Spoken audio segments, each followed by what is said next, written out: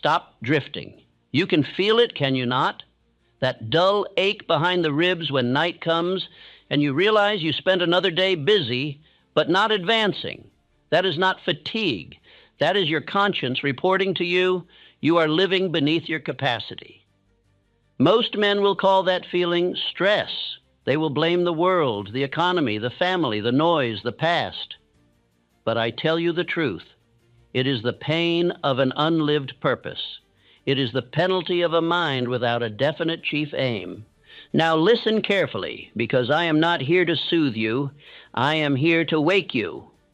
There is a reason certain men rise as if some invisible hand clears the road for them, while others work 10 times harder and remain in the same place for 10 years.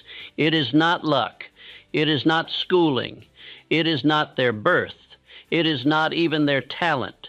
It is something far more uncomfortable for the average man to admit, because it makes him responsible. You have seen the evidence with your own eyes. 2 men with the same tools, the same hours, the same city, the same chances. One becomes a force. The other becomes an excuse. One walks with quiet command. The other explains himself forever. And here is the most dangerous part. The losing man often looks respectable. He has plans. He has potential. He has good intentions. He has that favorite narcotic of the drifter, tomorrow. If you can be honest, you have lived inside that pattern. The alarm rings, you bargain with it. The day begins, and you surrender it to other people's demands. Evening comes, and you tell yourself you'll make it right when things calm down. But things do not calm down for a drifter. Life does not grow easier for the man who refuses to decide. It grows heavier. And slowly, without a single dramatic failure, he becomes the man he once feared becoming. I want you to imagine a scene that is more common than any man confesses. You sit at a table, the house quiet, the world asleep. You stare at your hands and think, how did I end up here? That moment is not about money, it is about identity. The ultra-successful man is not merely a man with results. He is a man with laws. He lives by a code so definite that temptation cannot negotiate with it. He has habits that make him look obsessed, because he is. Yes, obsessed, not with pleasure, not with applause, not with appearing important. He is obsessed with purpose. He is obsessed with the thing he decided to become. And that obsession, properly directed, turns into power. Do not confuse obsession with emotion. The crowd is emotional. The crowd is excited for 3 days and discouraged for 30. The man of power is not emotional. He is committed. He can be tired and still obey his aim. He can be disappointed and still proceed. Most men wait for motivation like beggars wait for charity. They want to feel ready. They want proof before they move. They want confidence before they act. But the law is the reverse. Action produces confidence, and obedience produces power. If you will listen to this speech with seriousness, I will show you 7 things the ultra-successful man does differently. 7 practices so simple the drifter will overlook them, and so exacting the weak will resist them. But I will not hand them to you like entertainment. These are not tips. They are not tricks. They are not little conveniences you add to a scattered life. These are conditions. They are commands. They are the price of becoming a man who cannot be stopped. Because understand this, success is not something you pursue when you have spare time. Success is something you become when your mind is governed. And your mind will never be governed by wishes, only by decision and habit. You may be thinking, if it is only 7 things, why have I not already discovered them? That question reveals the very problem. Most men look for complexity because it gives them an excuse to delay. Simplicity demands action. And the first thing the ultra-successful man does differently is this. He does not bargain with himself. He does not conduct daily debates with his own weakness. He gives his subconscious a single order, and then he repeats it until it becomes his nature. But wait. Before we go into the 7, I want to test you with a single question. Answer it quietly. Answer it truthfully.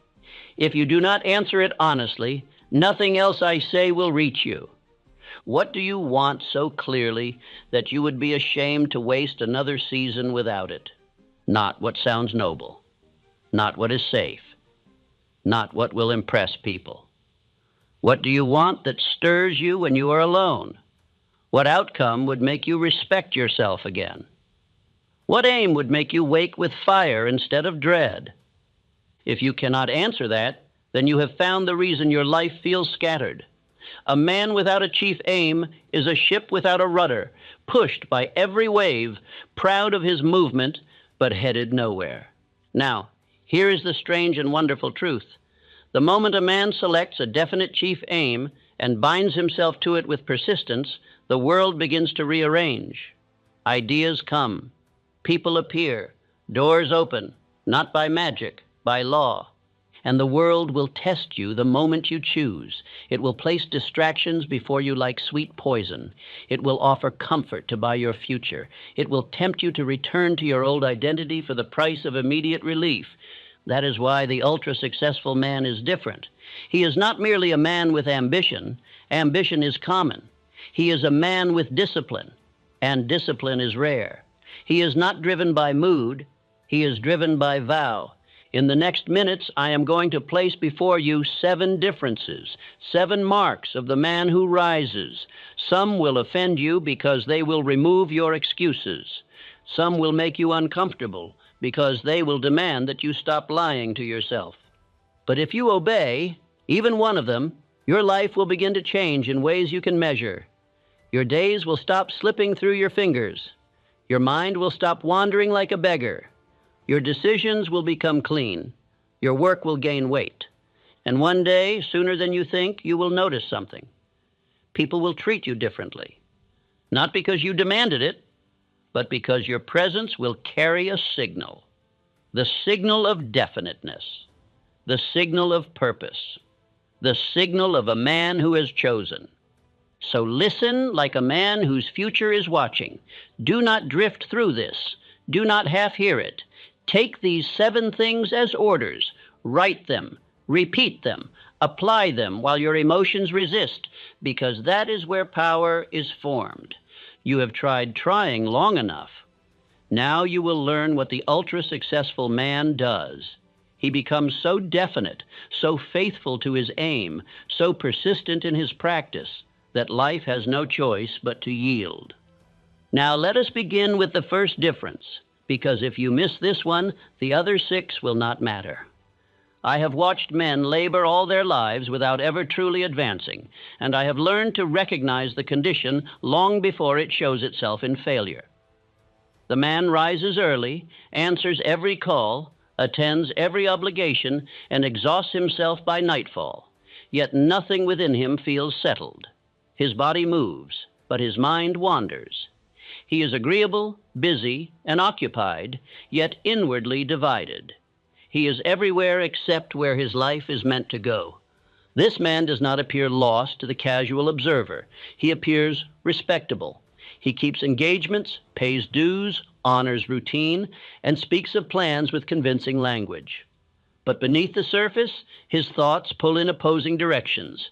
He has no single command ruling his conduct. His days are filled, but his destiny is empty. He is not idle, he is ungoverned. I have found that the most dangerous condition a man can inhabit is not failure, poverty, or defeat. It is the habit of motion without intention. Such a man mistakes activity for progress and comfort for safety. He confuses effort with commitment and time spent with ground gained. He believes he is moving because he is tired, yet he arrives nowhere because he has chosen nothing. There comes a moment in every man's life when he must either take possession of his own mind or remain a tenant within it forever. That moment arrives quietly. It is not announced by ceremony or crisis. It appears as an unease that cannot be silenced, a pressure that builds without explanation, a sense that life is demanding something definite and receiving only excuses in return. The ultra-successful man feels this pressure more intensely than others. Long before his name is known or his work rewarded, He carries an inner weight that refuses to leave him at peace. He does not yet have the proof, the income, or the applause. What he has is tension. And that tension is not a sign of inadequacy. It is evidence of unused power. Most men misread this signal. They call it stress, dissatisfaction, or bad fortune. They seek distraction from it rather than instruction. But the man who will rise learns to listen. He understands that the mind rebels when it is denied direction. The pressure is the subconscious demanding leadership. It is the seed of purpose pressing against neglect. I have known men who mistook this inner fire for restlessness and wasted years attempting to quiet it with comfort. They changed occupations, locations, companions, and habits, yet the unease followed them like a shadow. Only when they selected a definite direction did the pressure transform into power. Order calmed what wandering could not. There was once a quiet clerk whose duties were so ordinary that no one thought to remember his name. He arrived on time, performed his work faithfully, and departed without remark. He asked no favors and made no demands. Those around him considered him dependable but unremarkable. He was the kind of man the world passes daily without notice. Yet within him lived a single unresolved thought. He felt the same pressure I have described, a sense that he was meant to serve a larger end. He did not speak of it, for he had no proof. One evening, after years of silent conflict, he made a decision so firm that it startled even himself. He resolved to give his life to one definite aim, and to refuse all compromise with lesser purposes. From that night forward, his conduct changed before his circumstances did. He studied with intention instead of curiosity. He worked with direction instead of obedience. He began to select his thoughts and reject distractions. To others, he appeared stubborn, even unreasonable. But in truth, he had become governed. Years later, when his name was known and his influence felt across an entire field of enterprise, men said he had been lucky. They spoke of opportunity and timing. They never saw the night he stopped allowing chance, habit, and other people to vote on his future. They did not witness the moment he claimed mental sovereignty. This is the true beginning of power. Not the discovery of purpose, but the selection of it. Purpose is not found by wandering, nor revealed by comfort. It is chosen by decision and enforced by habit. Until a man selects a ruling aim, life will select one for him, and it will always choose convenience over greatness. Most men allow their future to be shaped by what feels easiest today. They accept the opinions of others as instruction, the expectations of circumstance as law, and the habits of yesterday as destiny. They do not decide, they drift. And drifting always leads to the same harbor, regret disguised as respectability. Life itself resists the man who refuses to choose. Obstacles multiply, confusion deepens, and effort yields diminishing returns. This resistance is not punishment. It is the law responding to indecision. When a man lives without a central aim, every force pulls against him. When he selects one, those same forces begin to align. Society rewards conformity early. It praises obedience, agreement, and predictability in youth. But it does not reward these traits in the end. History does not remember the agreeable man. It remembers the definite one. The very qualities that make a man acceptable in the beginning make him invisible later. The ultra-successful man understands this long before the world does. He becomes internally severe with himself, while others indulge comfort. He demands clarity of thought, discipline of action, and loyalty to his chosen aim. He does not wait for permission to become serious. He becomes serious first, and permission follows in the form of results. This severity is not cruelty, it is respect. A man who respects his own potential refuses to live without direction. He does not negotiate daily with weakness. He does not postpone obedience to his aim until conditions are ideal. He begins where he stands with what he has, and he repeats his chosen course until habit makes it effortless. The transformation begins quietly. The man starts to speak differently to himself. He stops explaining his lack of progress and starts correcting it. He measures his days not by exhaustion, but by alignment. He asks one question repeatedly: did my actions today serve the thing I have chosen to become? Others may not notice at first, but something in his bearing changes. His movements gain economy. His speech gains weight. He listens more and explains less. He is no longer available for every distraction, every request, every diversion that once claimed his time. He has selected a direction, and direction simplifies life. I have observed that when a man commits himself to a definite aim, his environment begins to test him immediately. Old habits call for loyalty. Familiar voices question his seriousness. Comfort offers itself as a bribe. These tests are not obstacles. They are examinations. They reveal whether the decision was real or merely spoken. The man who passes these tests does not argue with them. He does not defend his choice or seek approval. He proceeds. Each refusal strengthens his authority over himself. Each act of obedience deepens his faith. Slowly, the inner pressure that once caused unrest becomes a steady force that drives him forward. This is the moment when identity begins to shift. The man no longer asks what he feels like doing. He asks what his aim requires. He no longer waits for inspiration. He creates it through action. He understands that power comes not from knowing what to do, but from doing it consistently. I want you to understand this clearly. The unease you have felt is not your enemy. It is your summons. It is life demanding that you choose a direction worthy of your capacity. The pain of confusion is the price of delay. The peace of purpose is the reward of decision. When a man finally says with full responsibility, "I am no longer available for a life without direction," something irrevocable occurs. His mind begins to organize itself. His thoughts fall into rank. His actions acquire meaning. And the world, which once seemed indifferent, begins to respond. This is not sudden fortune. It is law, the same law that governs all achievement. Definiteness of aim is the first command. Without it, no amount of effort will produce power. With it, even small actions compound into destiny. I have seen men of modest means rise beyond those of superior education and talent simply because they chose a direction and refused to abandon it.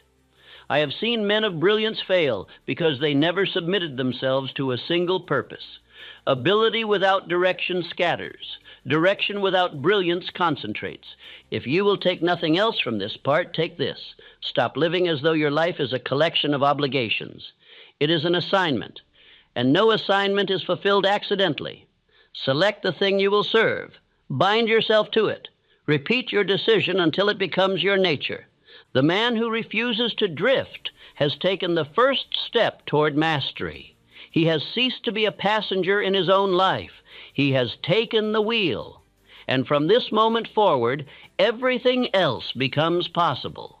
When a man first takes possession of his direction, he soon discovers a second and subtler battle awaiting him. It is not fought with circumstance or other people, but within the walls of his own mind. For although he may have chosen a definite course, his thoughts still wander like unruly servants, each issuing its own demand, each pulling toward a different end.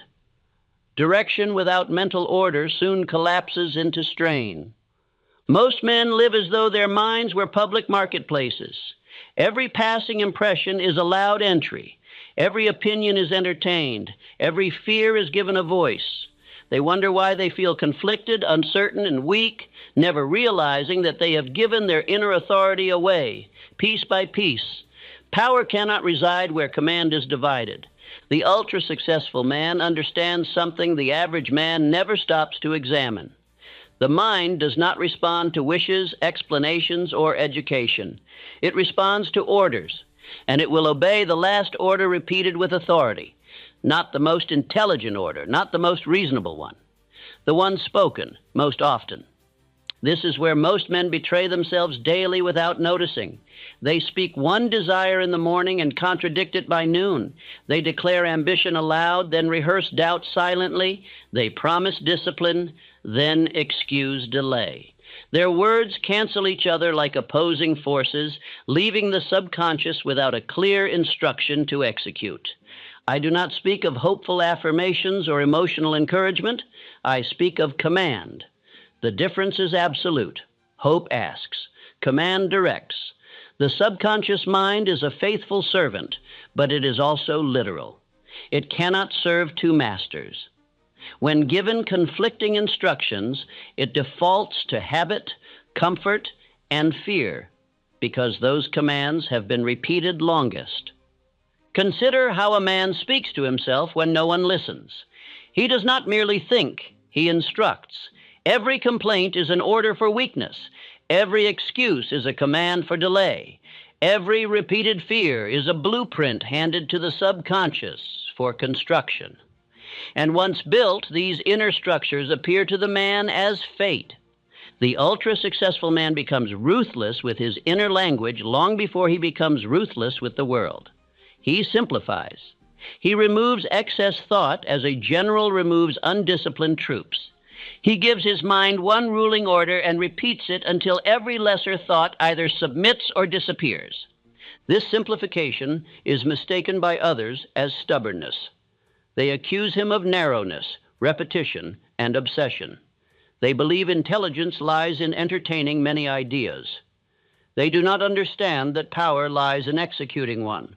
The man of command would rather be effective than impressive. There once lived a man whose associates believed him unreasonable to the point of folly. He spoke of the same idea day after day. When questioned, he returned to it. When challenged, he repeated it. When mocked, he refined it. He did not attempt to win arguments. He attempted to impress his aim upon his own mind. To the casual observer, he appeared limited. To the thoughtful observer, he appeared unmoved. Years later, when his idea reshaped an entire industry and forced others to adapt to his vision, those same critics called him persistent, original, and forceful. They never understood that his power came not from novelty, but from repetition. Repetition is not weakness, it is authority. The man who repeats himself is either confused or in command. The difference lies in intention. When repetition is used to escape decision, it weakens. When it is used to enforce decision, it strengthens. The subconscious cannot resist what is calmly and consistently impressed upon it. I have observed that long before results appear, others begin to sense something in the man who governs his inner speech. They may not understand it, but they respond to it. His words carry less explanation and more certainty. His presence feels settled. People trust him without knowing why. This reaction is not accidental. The mind broadcasts its state. Conflicting thoughts produce uncertainty that others detect instinctively. Ordered thought produces confidence that needs no advertisement. Men follow certainty as naturally as they avoid confusion.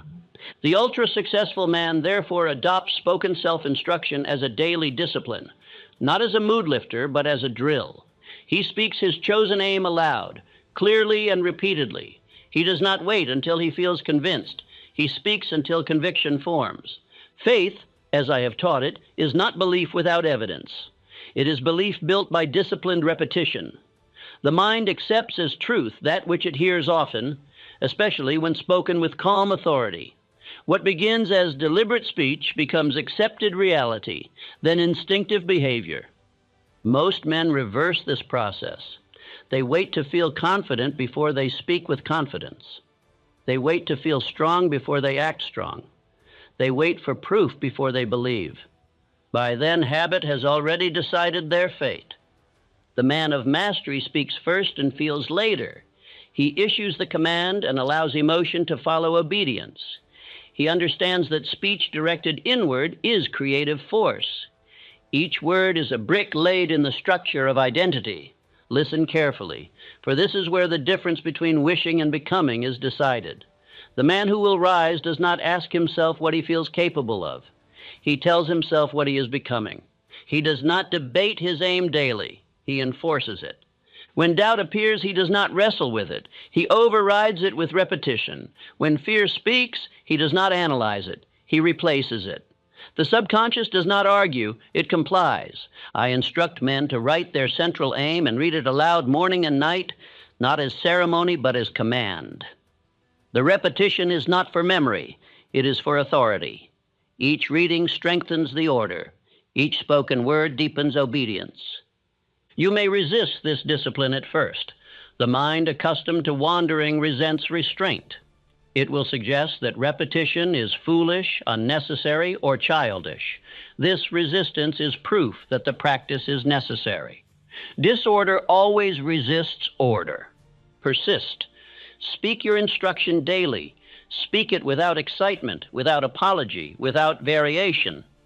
Let the words become familiar. Familiarity breeds acceptance. Acceptance becomes belief. Belief expresses itself as action. There comes a moment when the man notices that his inner dialogue has changed without effort. The old phrases no longer arise. The new command answers automatically. At that moment, habit has been installed. The mind has been given a single order. From this point forward, progress accelerates. Decision becomes easier. Distraction loses its power. The man does not need to force himself constantly. He has trained himself. He has done what few men will do. He has brought his inner world under law. I want you to begin preparing for this identity now. Speak these commands, not as hope, but as instruction. I have selected my aim, and I obey it daily. My mind accepts only thoughts that serve my purpose. I speak with certainty because I have decided. I repeat my direction until it becomes my nature. These are not encouragements. They are orders. And when given consistently, they will be executed. The man who gives his mind one order instead of many has solved the problem that defeats most men. He has removed inner contradiction. He has established authority. He has become governable by purpose instead of impulse. And once a man has learned to command his own thoughts, he is prepared for the next law, action without waiting for confidence. The moment a man brings his thoughts under order, he encounters a truth that unsettles the unprepared. Clarity of mind does not immediately produce comfort. It produces demand. The newly governed mind begins to insist upon action, and this is where most men falter again. They wait for a feeling they call readiness. They postpone movement until confidence arrives. They do not realize that confidence is never the cause of action, but its reward. The belief that confidence must come first is one of the most paralyzing errors taught by custom. Men assume that certainty is a prerequisite for motion, when in truth motion is the only thing that creates certainty. Confidence is born from obedience, not contemplation. It is the child of action taken in spite of doubt. The ultra-successful man understands this instinctively. He does not ask himself how he feels before he moves. He asks whether the action aligns with his aim. He acts while uncertain, while tired, while imperfectly prepared. He moves not because he is fearless, but because he has decided that hesitation is more costly than error. I have watched men of great potential weight themselves into mediocrity by demanding emotional assurance before action. They study, plan, discuss, and revise endlessly, believing they are being prudent. In truth, they are training themselves to associate decision with delay. Each pause strengthens the habit of inaction. The man who will rise trains himself differently. He conditions his nervous system to respond to decision with movement. When the order is given, he acts. He does not permit debate to reopen what decision has closed. This discipline restores inner order more quickly than any amount of reasoning. There was once a man who proposed an idea so audacious that trained minds dismissed it as impossible. Engineers shook their heads. Experts listed obstacles. Friends advised caution. He possessed neither the proof nor the assurance that success was guaranteed. What he possessed was a refusal to retreat once he had decided. He moved forward under ridicule. He acted without visible confirmation. He demanded effort from others before results justified belief. Years later, when the same men who doubted him benefited from his creation, they spoke of his confidence as though it had existed from the beginning. They never saw the uncertainty he overcame through action. Delay, repeated daily, trains weakness into the system. The body learns to hesitate. The mind learns to doubt. The will learns to negotiate. Over time, even small decisions feel heavy. The man becomes cautious where he should be decisive and timid where he should be firm. Decision, on the other hand, cuts mental noise. The moment a man decides and acts, conflicting thoughts lose their power. Energy that was scattered by debate gathers behind motion. The mind quiets because it has been given direction. Order returns through obedience. You can observe this transformation physically. The man who acts decisively carries himself differently. His posture straightens. His movements become deliberate. His voice loses uncertainty. Others sense the change without understanding its cause. They respond to the signal of leadership, not the explanation of plans. Hesitation is more dangerous than error because it compounds invisibly. A mistake teaches. Hesitation trains fear. A mistake can be corrected. Hesitation becomes habit. The man who delays loses momentum, and momentum is the ally of courage. I do not instruct men to act recklessly. I instruct them to act decisively. There is a profound difference. Recklessness ignores consequence. Decisiveness accepts consequence and moves anyway. One is weakness disguised as boldness. The other is strength expressed through discipline. Mistakes, when they occur, are tuition paid to the law of mastery. No man escapes them. The difference lies in interpretation. The weak man reads error as evidence of incapacity. The strong man reads it as instruction. He adjusts and continues. Power gathers around men who move first and explain later. Life responds to initiative.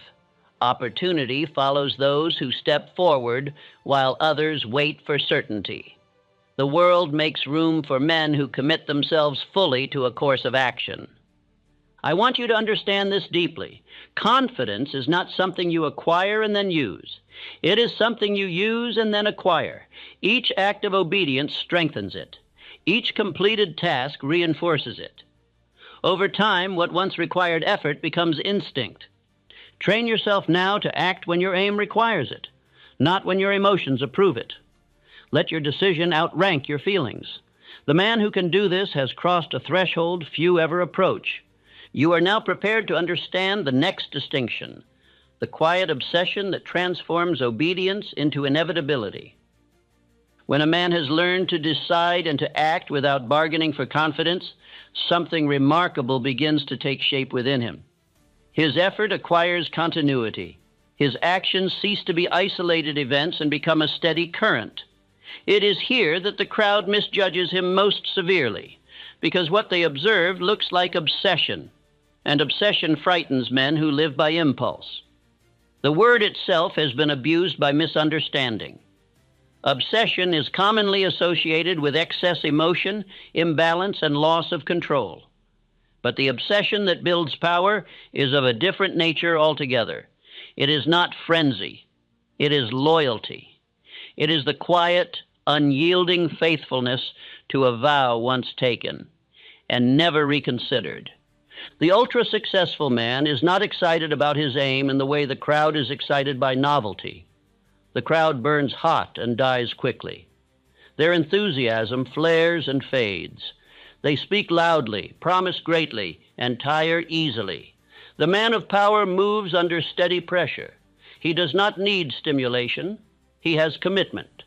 You can measure the difference by observing how men behave when no one is watching. The crowd relaxes discipline in private. The obsessed man does not.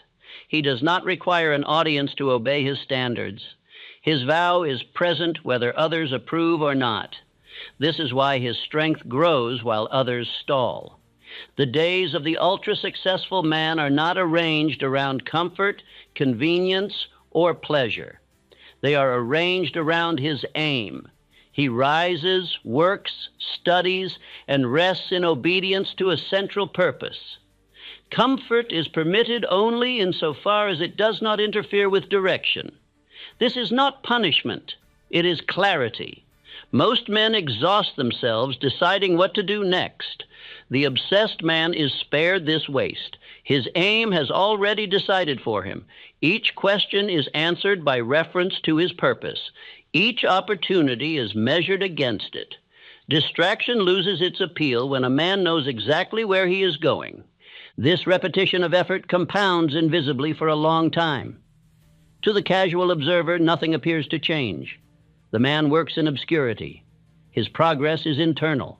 His habits strengthen. His skill deepens. His understanding matures.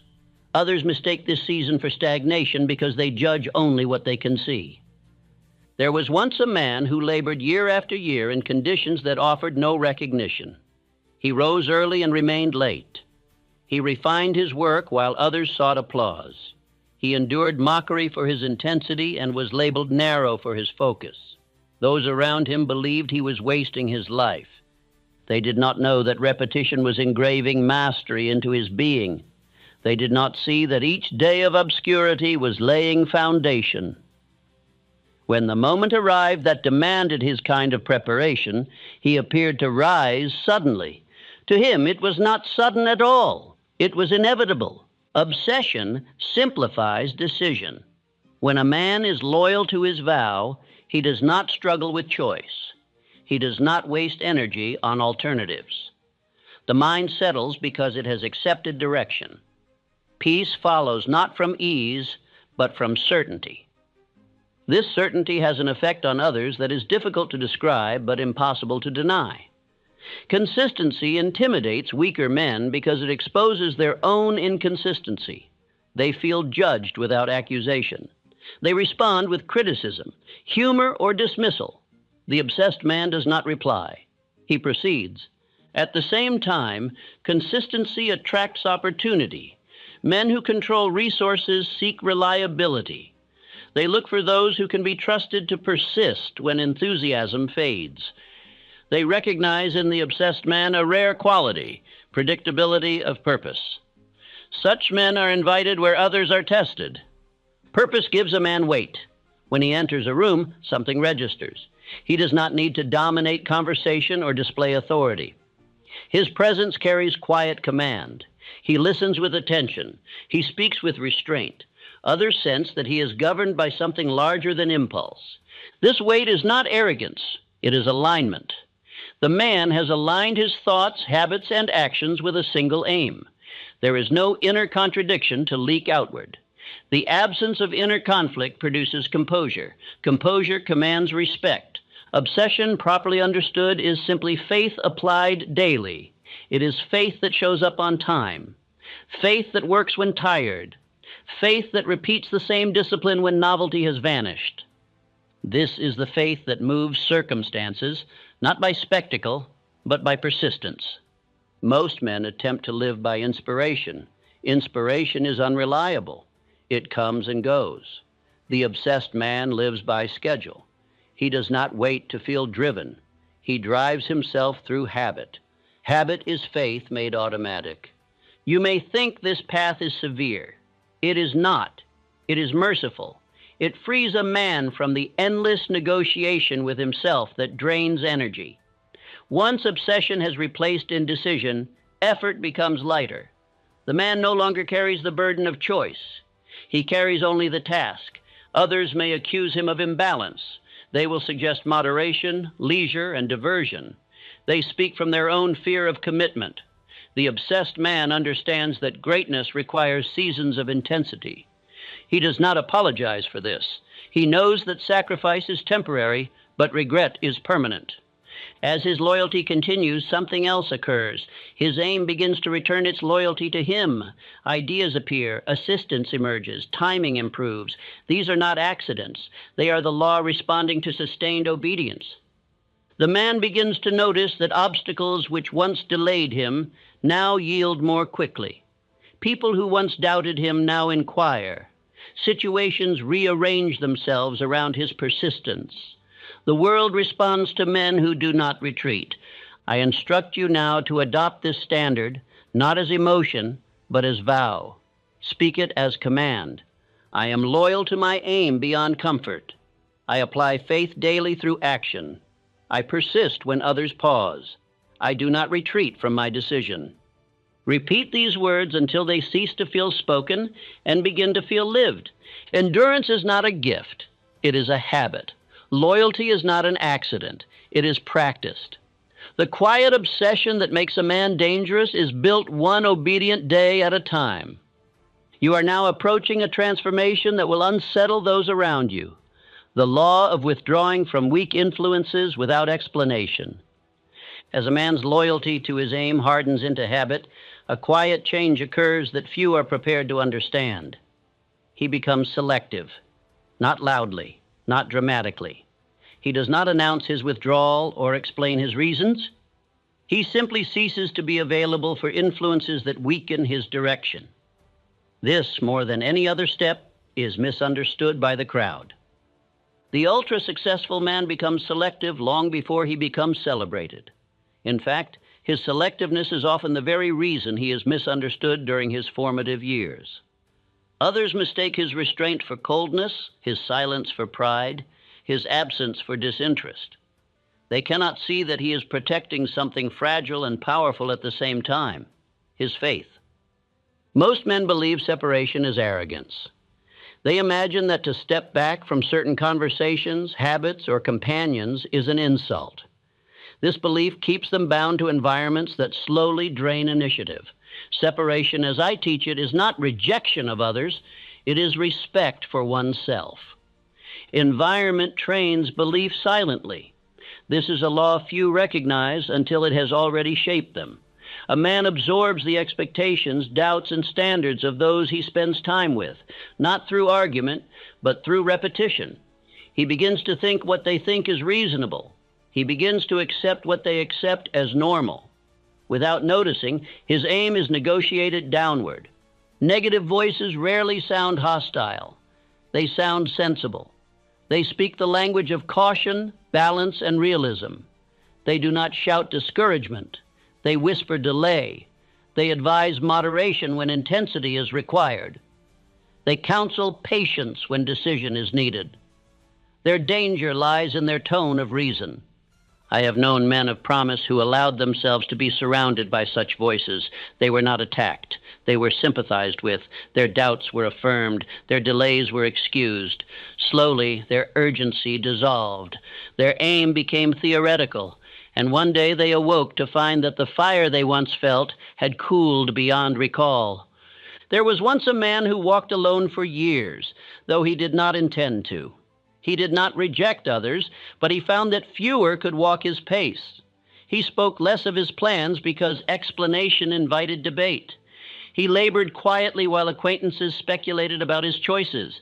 Many believed he had withdrawn because he had failed. They did not know that solitude was shaping him. In the absence of constant opinion, his thoughts grew stronger. Without the need to defend himself, his convictions deepened. When his work finally emerged into view, the same men who had doubted him sought his counsel. They mistook the years of solitude for mystery. Drifting spreads socially like a contagion.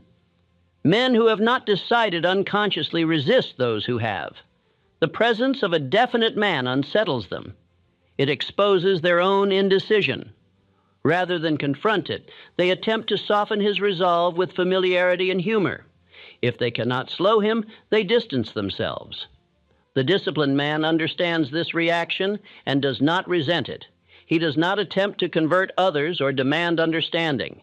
He simply maintains his standard. He chooses association carefully, not by affection, but by alignment. He seeks those whose habits reinforce faith, not erode it. Discipline in association strengthens belief. A single conversation with a purposeful mind can restore weeks of effort. Conversely, an hour in a drifting environment can undo days of resolve. The ultra-successful man weighs this law carefully. He guards his company as he guards his time. When a man stops explaining himself, others react in predictable ways. Some accuse him of secrecy. Some attempt to provoke justification. Some feel excluded. The man who is rising resists the urge to clarify. Explanation is often an invitation to compromise. Silence preserves authority. Solitude is often preparation, not punishment. Nature itself works this way. Seeds develop underground. Foundations are laid unseen. The man who is becoming must sometimes be removed from noise so that he can hear his own direction clearly. This withdrawal is temporary, but its effects are permanent. Quiet men unsettle those who live by noise. The absence of reaction makes others uncomfortable. They attempt to fill the silence with commentary, speculation, or advice. The disciplined man listens without absorbing. He does not argue. He does not defend. He returns to his work. This withdrawal does not make him isolated. It makes him focused. When he does engage, his words carry weight because they are not wasted. He has learned that attention is a resource, and he spends it deliberately. I instruct you now to examine your associations without sentimentality. Ask not who you like, but who strengthens your aim. Ask not who understands you, but who respects discipline. If an environment weakens your resolve, withdraw without explanation. You owe no apology for protecting your future.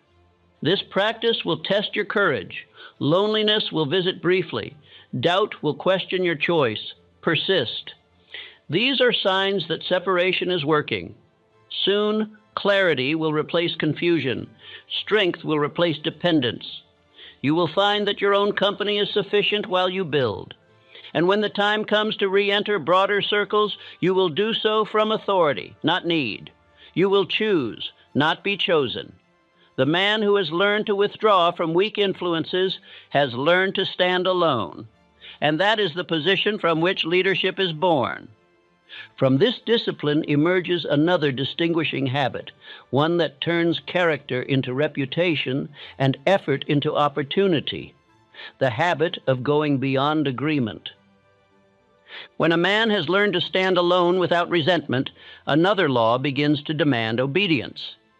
It is a law so simple that most men dismiss it, and so exacting that few are willing to live by it consistently.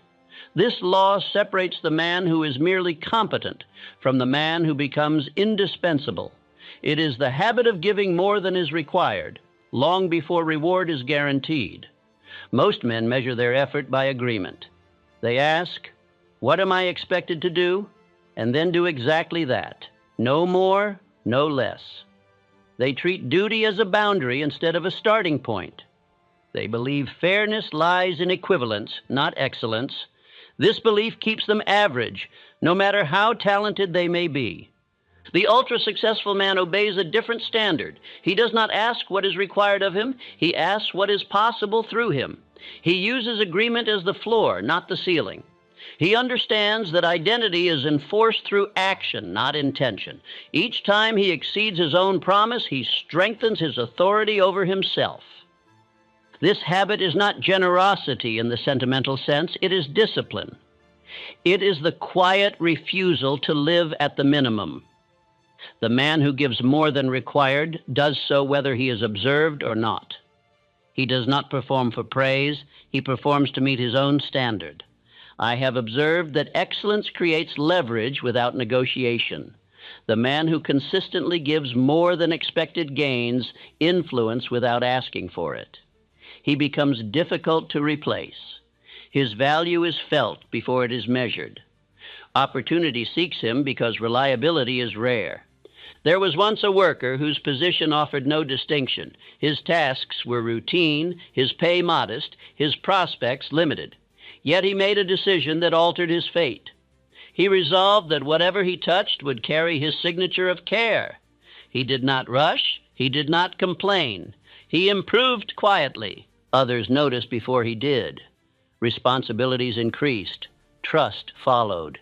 When advancement came, it appeared sudden to those watching. To him, it was merely the visible result of an invisible habit practiced daily. Effort given freely multiplies returns because it trains character.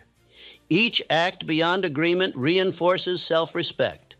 The man learns that he can rely on himself to exceed expectation. This knowledge builds confidence deeper than applause ever could. Resentment comes not from hard work, but from half effort. The man who gives less than he is capable of feels diminished. He blames the task, the employer, the circumstance. The man who gives fully feels pride, even when unrecognized. Pride earned honestly sustains effort. As this habit continues, others begin to depend on the man who over-delivers. They consult him, trust him, and assign him greater responsibility. Leadership gathers naturally around those who carry more than their share without complaint. This pride is not boastful. It is internal. It is the quiet knowledge that one has honored his capacity. The ultra-successful man measures himself by his own standard, not by comparison. He competes only with the man he was yesterday. I instruct you to adopt this habit deliberately. Whatever your task, do it as though it were preparation for a greater one. Whatever your role, perform it as though it were chosen. This is how obscurity is turned into training. Speak these commands and live them. I give more than I'm required to give. I honor my capacity through excellence. I exceed my own promises daily. I build authority through service. The man who lives by this law transforms effort into destiny. He no longer waits to be noticed. He becomes impossible to ignore. And now there remains one final distinction: the state in which a man becomes predictable to himself and unstoppable to the world. There comes a stage in the evolution of a man when effort no longer feels heroic and discipline no longer feels heavy. The struggle that once consumed him gives way to something far more powerful and far more dangerous to the forces that oppose him: reliability. This is the final distinction. This is the point at which a man ceases to surprise himself with inconsistency and begins to trust his own conduct absolutely. Most men live at the mercy of their moods. They wake uncertain of how they will perform. They negotiate with themselves daily. They hope they will follow through, but they are never certain. This uncertainty poisons confidence at its root. A man cannot fully trust the world until he trusts himself, and most men have broken too many inner promises to stand on solid ground. The ultra-successful man has crossed beyond this condition. He has trained himself into predictability, not predictability to others alone, but to himself. When he decides, he acts. When he commits, he persists. When he sets a standard, he obeys it whether he feels inspired or not. This consistency is not dramatic, but it is decisive. Excitement is no longer his fuel. Reliability has replaced it. He does not require emotional peaks to perform. He does not collapse when enthusiasm fades. His work continues with the same firmness on dull days as on triumphant ones. This steadiness gives him an advantage that no burst of passion can equal. I have observed that when a man becomes reliable to himself, fear loses its grip. Fear feeds on uncertainty. It thrives where promises are broken and decisions are postponed. When a man knows beyond argument that he will do what he has resolved to do, fear has no place to anchor itself. This is why ultra-successful men trust themselves absolutely. They do not hope they will rise early. They know they will. They do not wonder if they will complete the task. They have trained themselves to finish. This trust creates calm. Calm sharpens judgment. Judgment accelerates progress. Habit has replaced willpower. Willpower is exhausting because it relies on constant resistance. Habit is effortless because it runs without debate. The man who has installed the right habits no longer struggles with himself. He simply proceeds. This transformation does not occur suddenly. It is earned through countless small acts of obedience. Each kept promise strengthens the bond between intention and action. Each completed task reinforces identity. Over time, the man becomes the kind of person who does not surprise himself with failure. The world yields to such men because it can rely on them. Opportunities gravitate toward reliability. Responsibility is entrusted to those who prove they can carry it. Influence follows predictability of character. The man who keeps his inner promises becomes a force others depend upon. You will notice a change in how people respond to you when you reach this state. They will seek your judgment. They will ask for guidance. They will sense that you are governed by principle rather than impulse. Leadership is not claimed. It is recognized. Fear dissolves as identity solidifies. The man no longer asks who he might become. He knows who he is becoming because he has observed his own behavior. Evidence has replaced hope. Confidence is no longer imagined. It is proven daily. Life accelerates once indecision is removed. Hours once lost to debate are now invested in execution. Energy once wasted on doubt is redirected toward creation. Momentum builds naturally. The man feels carried forward by his own order. Success is not chased at this stage. It is attracted by alignment. The man's thoughts, habits, and actions move in the same direction. There is no friction. Power flows through order. This is the final reward of discipline. I want you to understand that obsession with purpose is not sacrifice. It is freedom. Freedom from confusion. Freedom from regret. Freedom from the exhausting cycle of starting and stopping. The man who lives by purpose is free because he is no longer divided. Speak these final commands and live them without exception. I keep my promises to myself. I act with certainty because I have trained myself. I am reliable in thought, word, and deed. My life moves forward under law and order. When you reach this state, you will not need encouragement. You will not seek permission. You will not ask whether you are ready. You will move, and the world will adjust. This is the end of drifting. This is the beginning of inevitability.